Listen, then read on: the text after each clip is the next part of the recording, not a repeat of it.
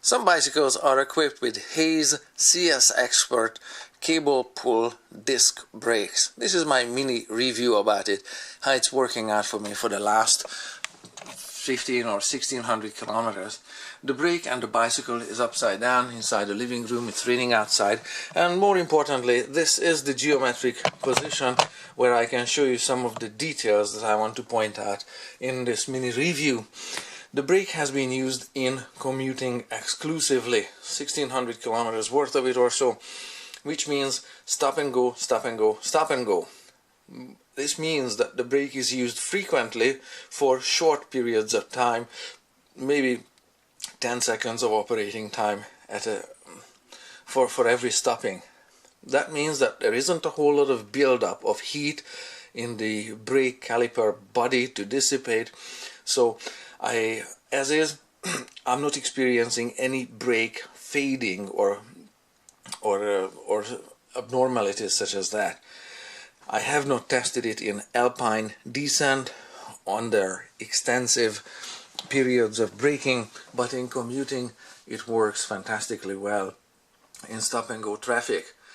In dry weather and in wet weather, as well as in snow, I did not notice any difference in stopping distance. Physics tells me that in snow the stopping distance must increase.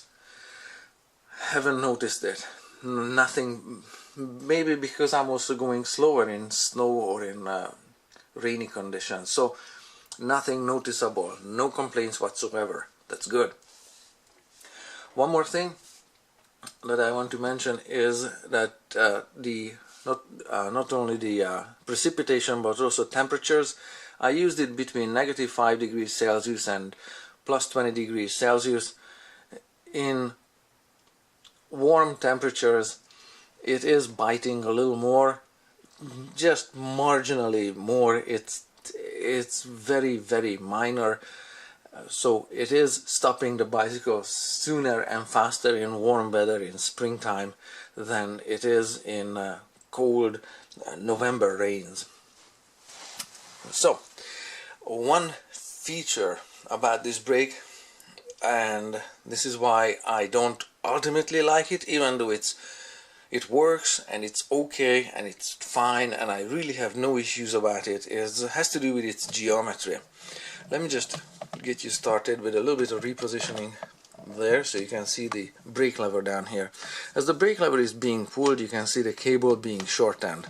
The cable is working on this lever here that's moving up and down, and this lever is driving the brake piston forward axially in this direction into the brake rotor, and the brake piston is pushing the brake pad into the brake rotor. So that's how brakes work. That's how this one works.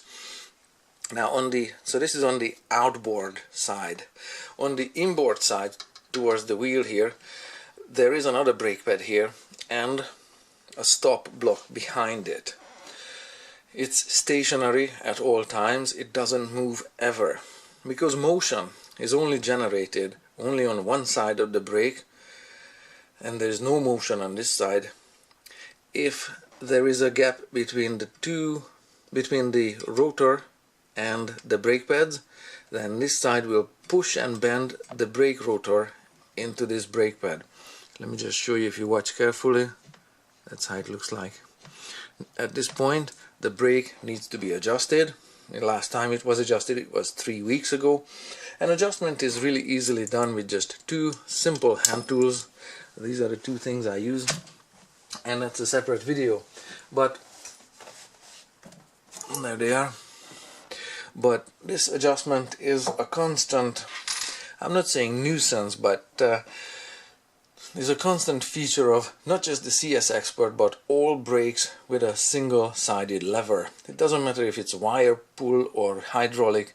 If it's a single-sided brake, this geometric arrangement that only one brake pad is being moved cannot be bypassed or eliminated or avoided. So as a result, as the brake pads wear, there's going to be a larger and larger gap between the pads on both sides and the rotor or disc. As the gap increases, especially towards the inboard, you can see that the outboard is pushing and is bending the brake rotor towards the inboard.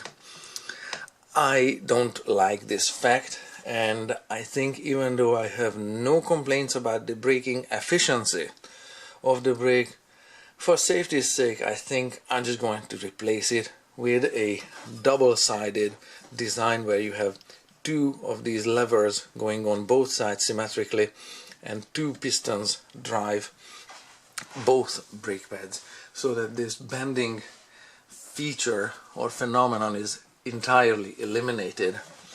If I can maybe rotate the wheel a little bit and tilt the camera, maybe there, I can get you a close-up or a better view of this bending.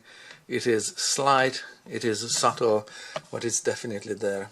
If I try to zoom in a little bit, I can point out one more thing this way.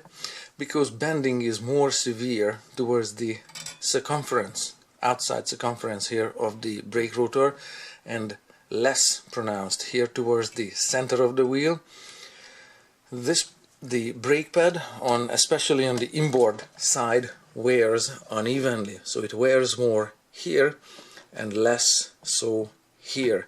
I don't know if you can see it. I can't really get much closer with the camera, but you can see the light underneath, that there is more of a light towards this part here than at the front here.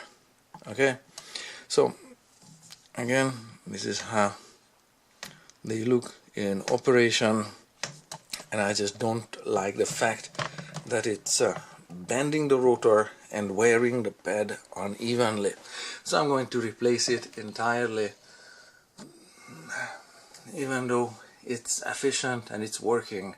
I just don't think it's super safe. I don't want to be stressing my brake rotor sideways and risk any kind of accident with it.